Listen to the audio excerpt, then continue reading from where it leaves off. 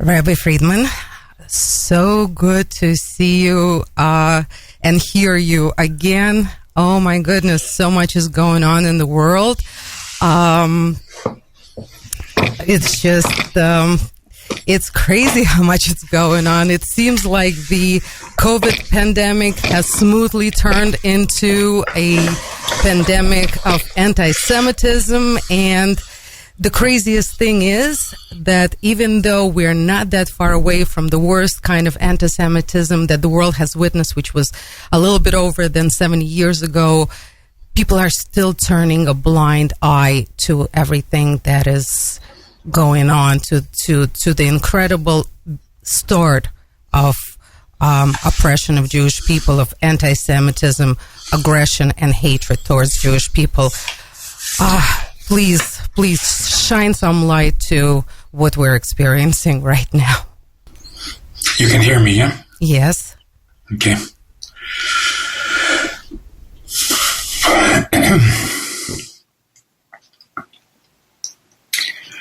Whenever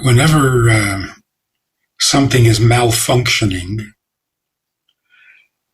you want to repair the malfunction. You want to repair it by getting it back to doing what it's supposed to do. Right? That's how we know that something is malfunctioning, and we know where we need to get it back to. So any project, any government, any school, if something is not working, it's because you're not doing what you're meant to do.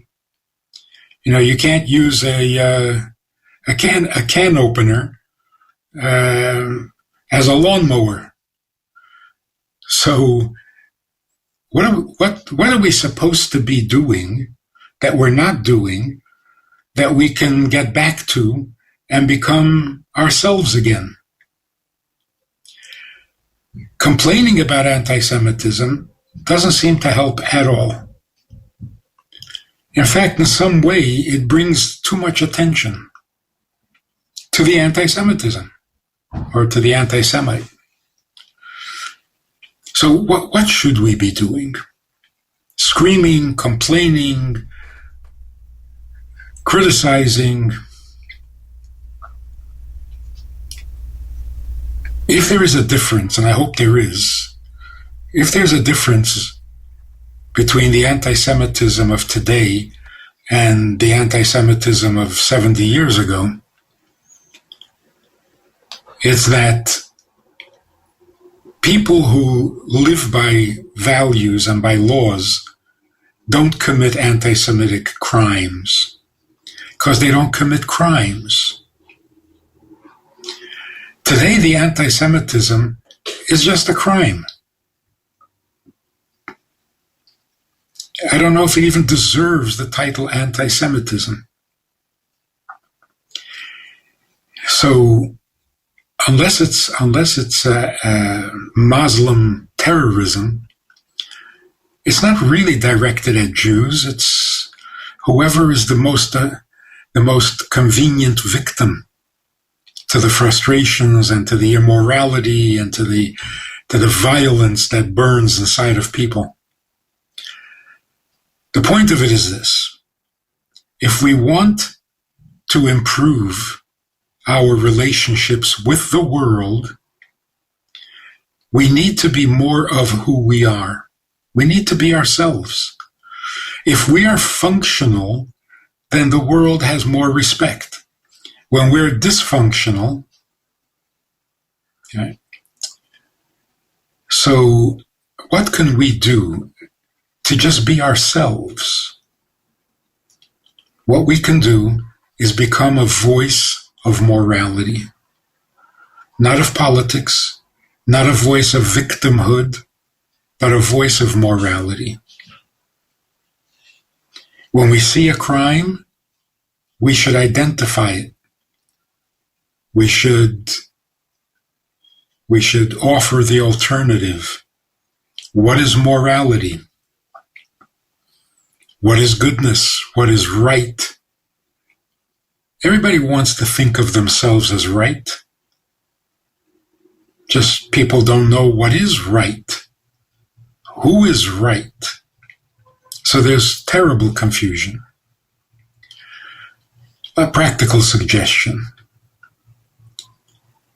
We should urge, encourage, and inspire everybody we know to improve and increase the moral messages that we teach in schools. You got to start with kids when they're young if you want them to grow up to be moral people. Not just not anti-Semites. Moral people. Moral people are not anti-Semites. They're also not anti-anybody else. So I think there's a big mistake in like passing laws, outlawing or making it illegal to attack Asians. Do you really need such a law? There's something against attacking Asians? Sounds a little immoral rather than moral. You don't attack, period. There's no attacking. That's morality. Why is that not taught? It's not taught.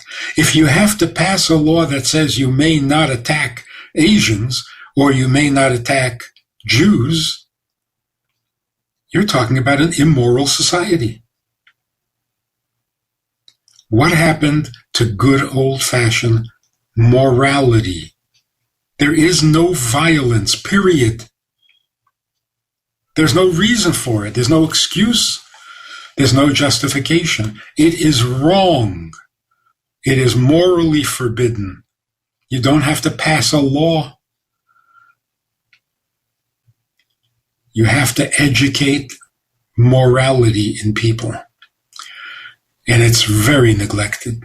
Very neglected. Ask the average teenager in the streets in Brooklyn or any place else. What are the 10 Commandments? No idea. They have no idea. And if they have some vague idea, they've never even considered using that as a guide in their own lives. It has nothing to do with their behavior. So why is there crime? Because we haven't done anything to change it. So what should be our response when we see crime? Our response should be quoting the Torah. That's where morality started. That's where morality comes from. And we haven't found another source of morality. There is no other. So we are, if we're functional, then we are the light to the nations. What kind of light? A moral light. So we've given the world great comedians. We've given the world great musicians. We've given the world Jaffa oranges and a lot of high sophisticated technology. We haven't given them what we are. We are a light to the nations. When we function as a light to the nations appreciate, at least the decent ones. But when we're not functioning as Jews, I don't even know how you can call an attack against a Jew anti-Semitic. I think we should stop. Rabbi Friedman, I don't know. It's so hard. There's so many people out there that already know how it's supposed to be. They are trying to do the right thing. And then yet so much wrong is still happening in the world, knowingly. I mean, realistically, it hasn't been like this in 70 years where Jews are afraid to wear a yarmulke on the street. They're afraid to be Jewish. They're afraid to send their children to Jewish schools because the fear is, it can start again. or it's starting again. I mean, we hear the same things being screamed out: kill Jews. I'm sorry to say, rape their women. We hear it. It's horrible. We lived through the worst atrocity less than 100 years ago, where there was no remorse for Jewish life. There was no remorse for life, period. I mean, I am recapping all of it myself lately. I just started to read more about the Holocaust, which I have not done in the longest time. And is that a good idea? I don't know. I'm just trying to understand what can possibly be. I mean, obviously I wasn't there when it was happening, and I only heard people, and it never seemed like really real. And now it's seeming very, very real again. It's seeming like it seems like it's here again. And the scariest part is when it's against another ethnic group like Asian or Black.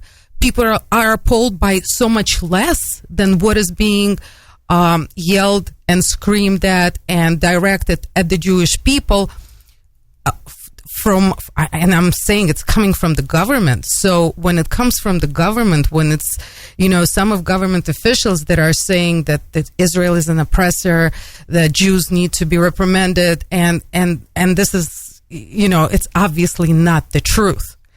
Yet it's being said, and it's being said by people who can make a difference, by people who make laws, by people who should be protecting other people.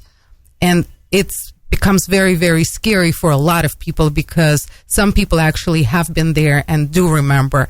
And I can't even imagine how they must be feeling right now. It is scary, no question about it. The question is, what can we do?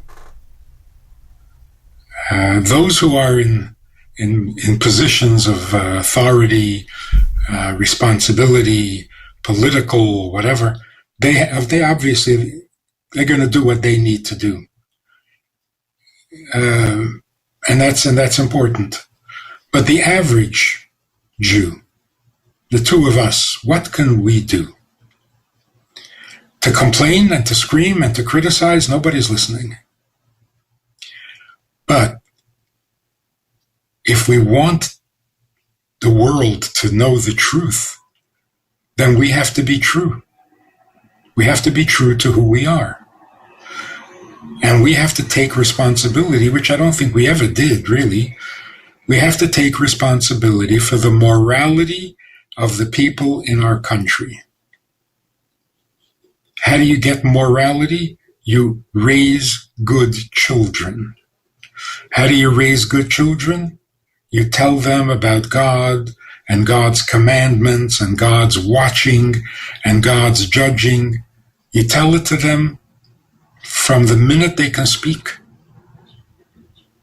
You start very young, so that by the time they're 10 years old, violence to them is distasteful and objectionable. Not exciting, not something to be proud of, not something to show off about. But that's what's happening. What's happening is there's a huge hole in the moral education of children today.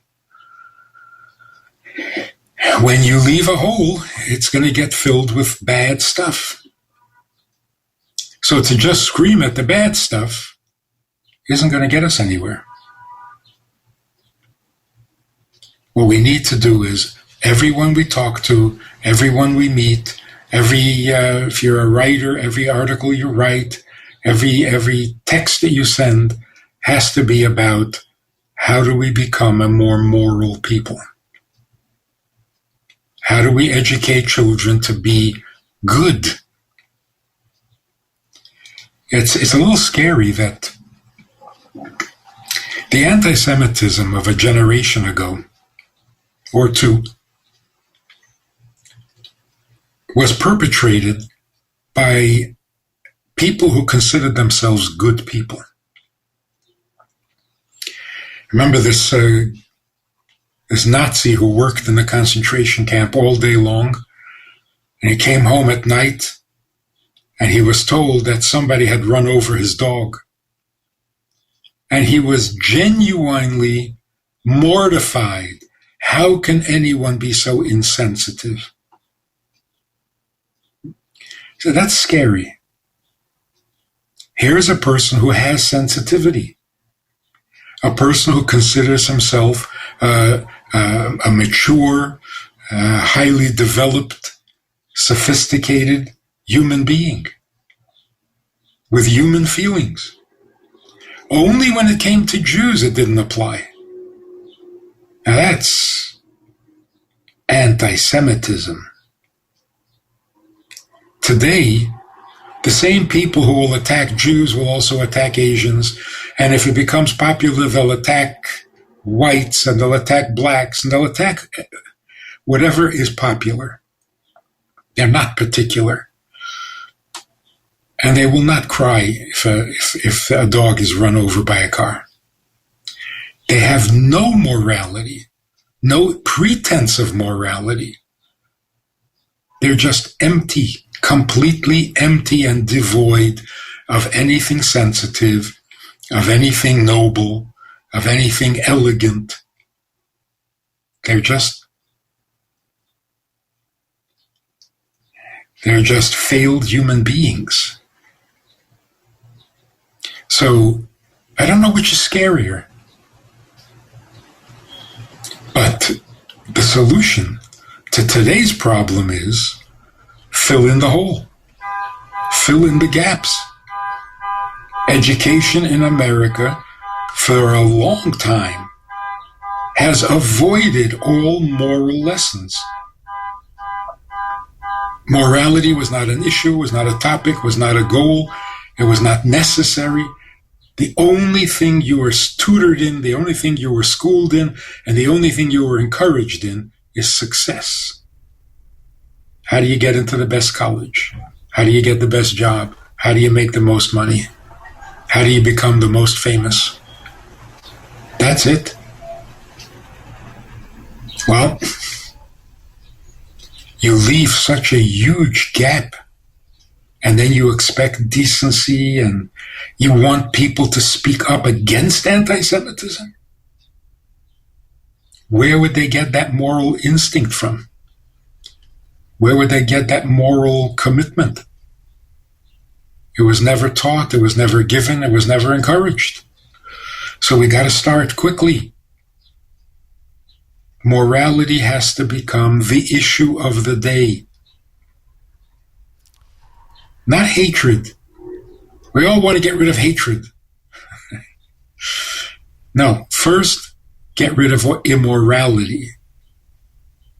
Getting rid of hatred is a very noble cause, but it's skipping a very important step.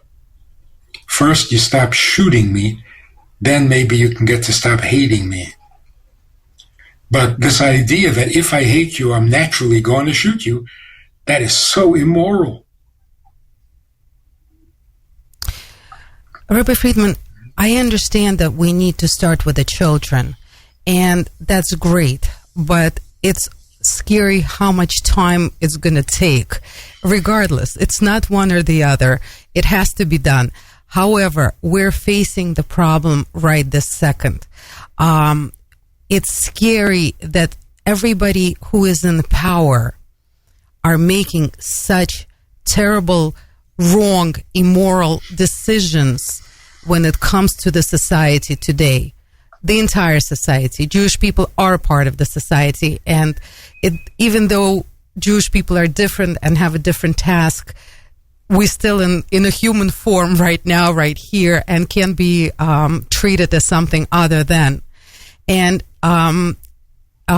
it's the media who is they're all playing this game together, and it's scary what this outcome can be right now for the world. It's just everyone who understands morality is really suffering. Everyone who I speak with who does have this moral fiber doesn't just simply feels helpless and scared. What can these people do who already do the right thing, who already live the right kind of life, who do have morals and live by rules. What can all of us, and I'm sure there are a lot of us, because those voices are coming up as well. It's just they're not as loud and they're not as powerful due to the society today, due to where we are today.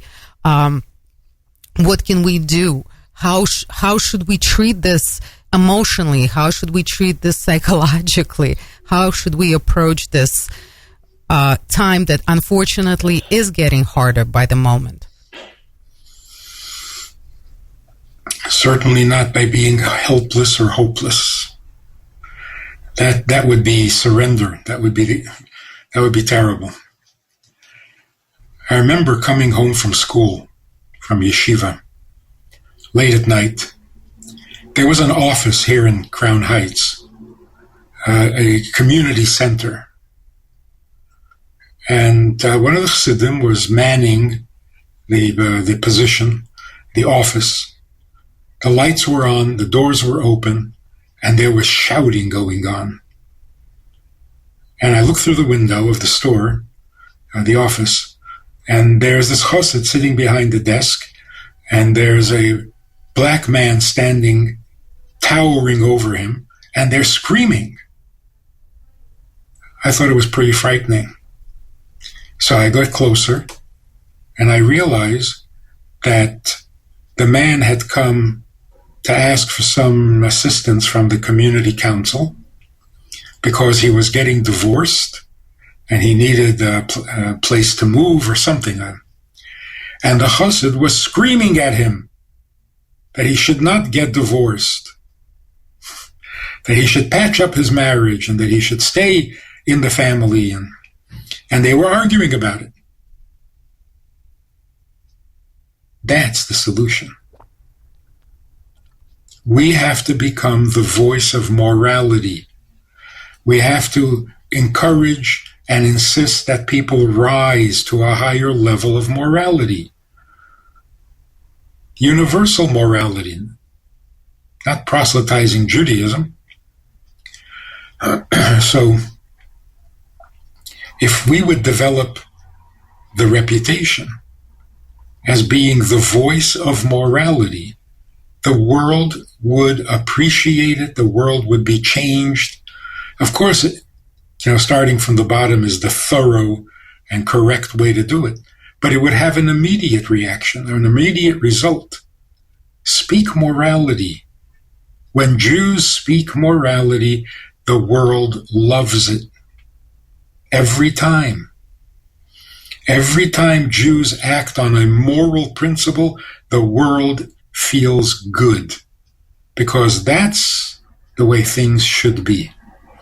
When a teacher walks into a classroom and has a prepared, meaningful, interesting lesson, everybody becomes a student. When the teacher comes in hesitant, not too thrilled about the subject himself, and tries to get people to listen, all he'll get is a bunch of juvenile delinquents. So if we just focus on what we are, what we're meant to be, what we were always supposed to be, and just be who we are, without apology, without apologizing, without that feeling of inferiority. Yes, we're a minority, but we're also a teacher. There are fewer teachers than there are students, and that's fine. Teachers are a minority. That's not the issue. The issue is when we're not who we're supposed to be, people aren't what they're supposed to be, life is not what it's supposed to be, and the world is not what it's meant to be. So let's get our act together. We're not helpless. How do we stop crime? That's the job of the police. And if the police aren't doing their job, don't you get upset? Absolutely. So what should the police do? Do your job. Be a policeman. Be a more of a policeman, not less. So what we should do, we should be more of a teacher. We should be more of a light to the nations. Because if we're not that, then we're failing in our job. And one failure upsets the entire apple cart. So we're not helpless. We can act helpless. We can sound helpless if all we do is run around and count how many anti-Semitic incidents happen. What are you telling the world how victimized you are? That's a moral lesson? No, that's pathetic. So maintain the high road, which means be who you are. If you're Jewish, you are a light to the nations. If you can't see yourself being a light to the nations, then study up. Discover yourself. Know who you are. Then you're not helpless. Then you're part of the solution, not part of the problem. And you know, this is a good idea even if there was no anti-Semitism.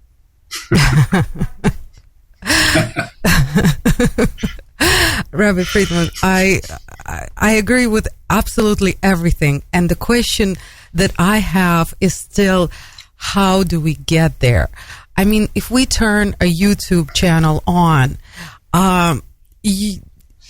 anybody who puts on a cucumber recipe or, I don't know, an eggplant recipe gets 500,000 viewers. Now, anybody who speaks righteousness, who speaks the truth, who speaks the 10 Commandments, really gets under 100 views. And what kind of conclusion can we draw from that? It's a little bit discouraging as well. The conclusion is we need to do more. Like, for example, most of the incidents are perpetrated by young people. Some of them even teenagers. Our reaction to that should be, to our neighbors, to our community, who did this to your children? Where are the parents? Where are the grandparents? Who did this to your children? It's not our problem, it's your problem. Who raises children like this? Who roam the streets looking for victims? Predatory animals. Who raised them like this? And why do you allow this? That's the voice of morality. It's not, oh, we were attacked again. Yes, that's terrible. But what's the solution to this terrible? The solution is raise a moral voice. Parents, what's with your kids? What is going on? How can you be indifferent to your children's deterioration? And what can we do about it? So when teenagers commit a crime, the focus should be on the family and the parents and the schools. Who is doing this to the average kid in the street? What happened?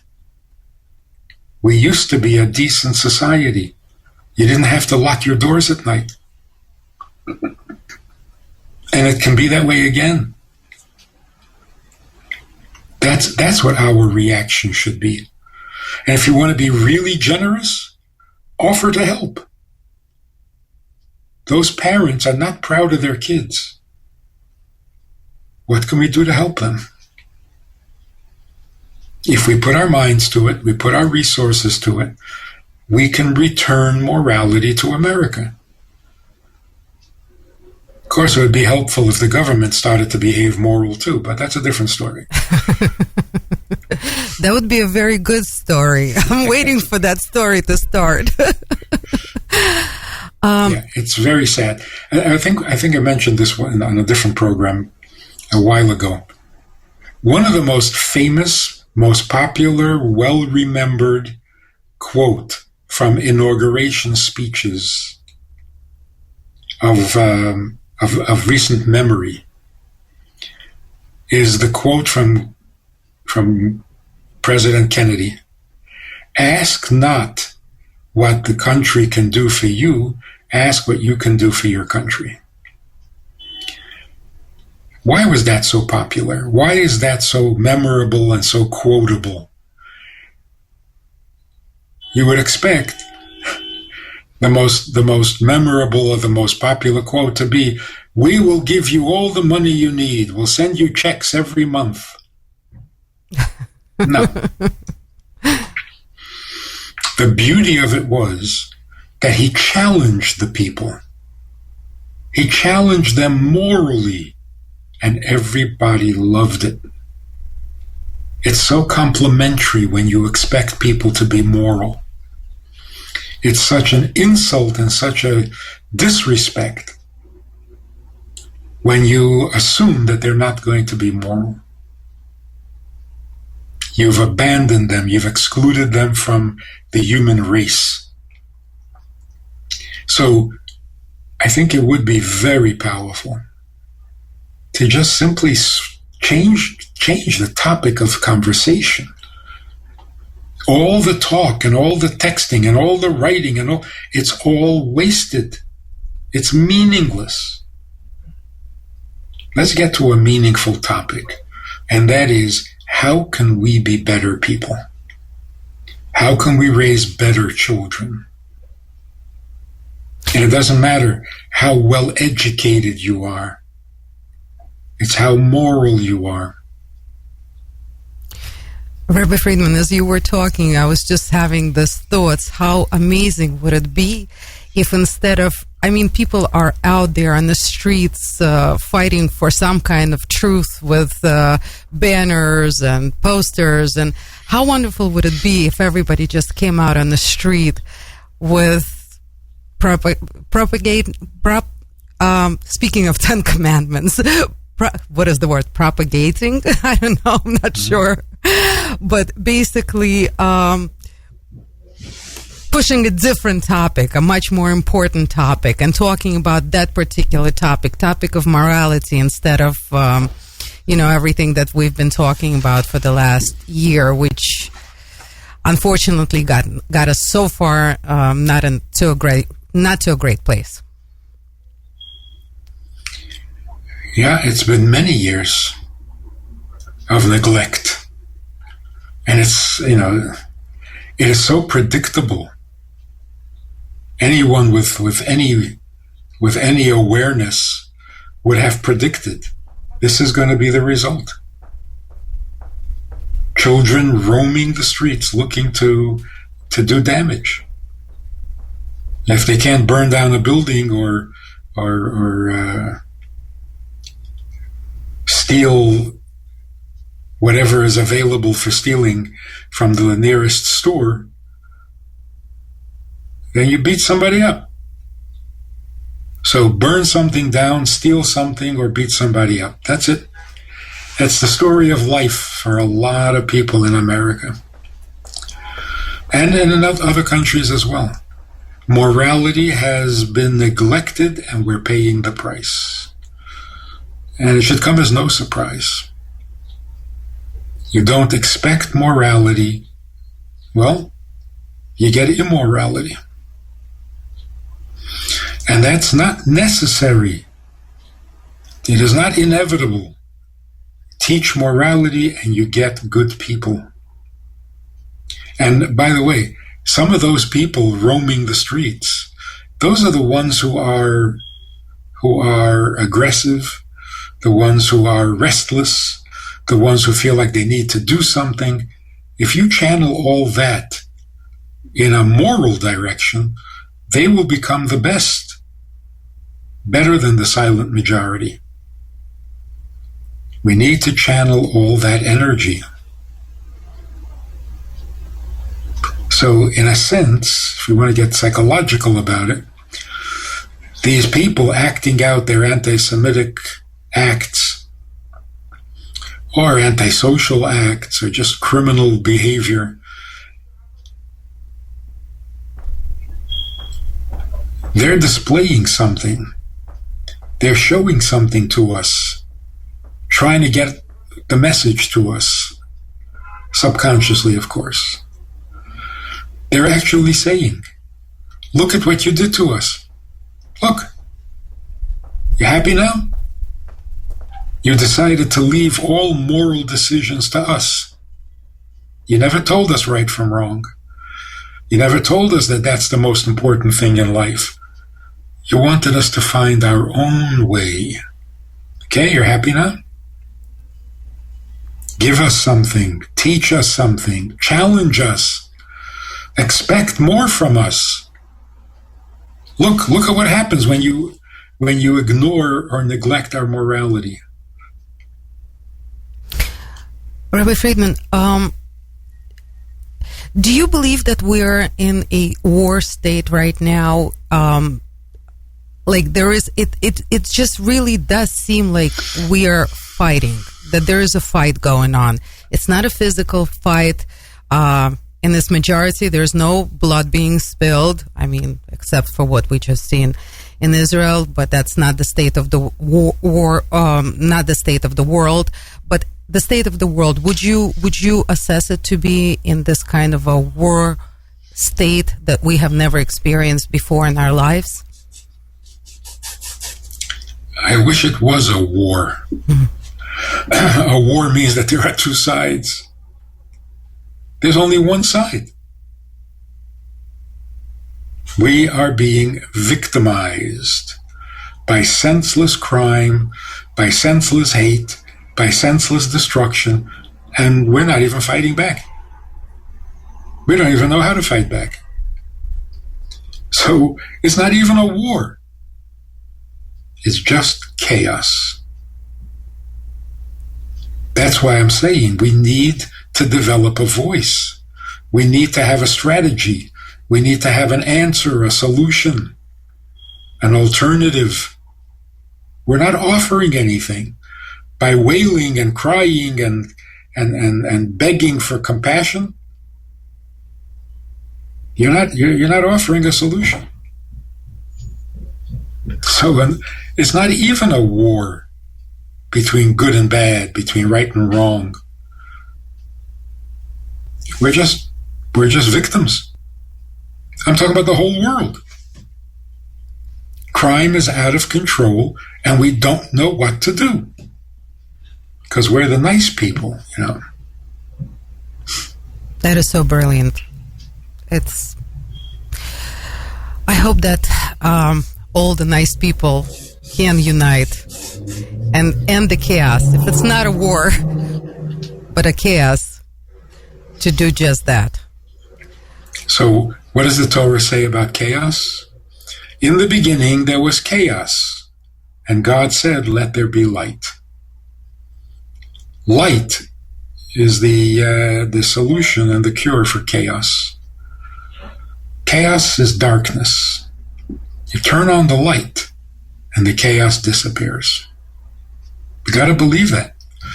We have to believe in the inherent goodness of most human beings, in the inherent power of goodness, in the truth of it, and the inevitability.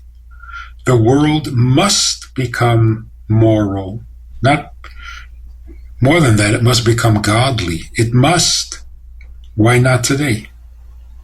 If it's inevitable, why wait? Make it now. So I think a good project is to support the idea that every school must offer at least a moment of moral reflection. Children at a very young age should start their day at school with the question of, why am I here? Why was I born? What am I here for? What am I supposed to do in God's plan? Not what do I want and how do I get it? That's scary. What am I here for? What contribution can I make? What is important about my going to school? Stop and think for a minute. Give morality some attention. Turn the light on.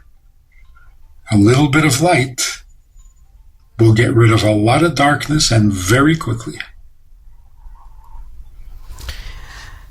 Rabbi Friedman, thank you for this voice of strength, because realistically, this is, I think, the biggest problem is that people can be weakened by this chaos, but you are such a perfect example of when you live by the law and know exactly who you are, why you're here, what is your purpose in life. You're just, from you we learn by example.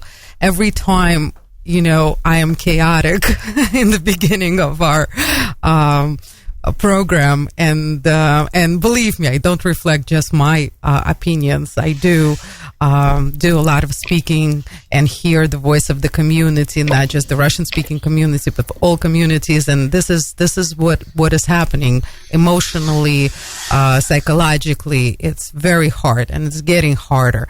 And then we speak with you, and you're so certain, so leveled, so focused on what is right and what must be done, and you give that knowledge and wisdom to us on a weekly basis, and that's absolutely priceless, I'm sure, for everyone who has a chance to listen to our program during the program or later on in social media.